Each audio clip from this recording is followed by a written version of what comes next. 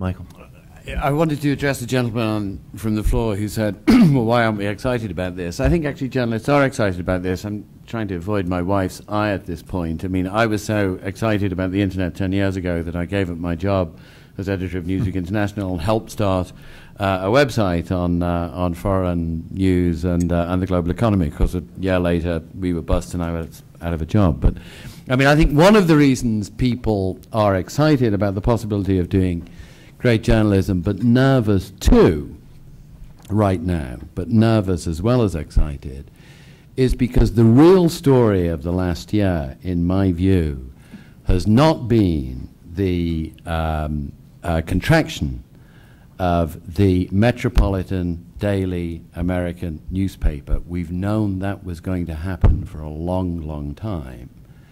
The real story of the last year, in my view, has been the collapse of pricing power in the online advertising market. And as a consequence, a lot of media providers have lost pricing power when it comes to the advertising market, which is why so many of these other models, like public support or subscription or finding people who will actually pay, or membership or whatever it is, are now suddenly out there being taken seriously, because I think we have all realized, or are in the process of realizing, that the pure advertising model for online production of news and information is not going to sustain everything that's out there. I'd be interested if Amy buys that, or whether you think that's wrong.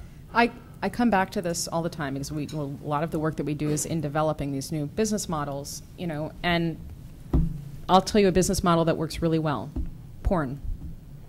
Okay, I don't mean to be... That's the solution.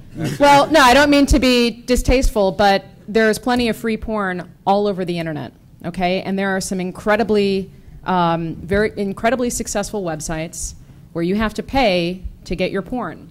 Now, I'm not on those websites getting porn, but a lot of people are, and they're obviously continuing to pay to get something there when the same commodity is available for free elsewhere, right? And why?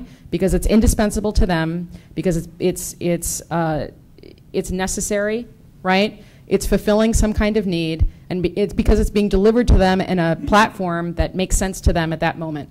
And quite frankly, we're not doing that in journalism anymore. You know that everybody in this room is paying, I'm guessing, everybody in this room is paying for Fox News, whether you watch it or not. And you're paying for CNN, and you're paying for MSNBC, and you're paying for ESPN.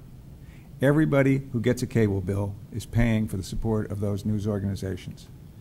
That's a model that works. And it was established at the time that cable television became the standard for the distribution of greater digital information and entertainment. Now the question is this: can the country be persuaded to do the same kind of thing for the rest of news gathering, aside from what we now do with cable? And I think the answer ultimately, if it was explained clearly, would be yes.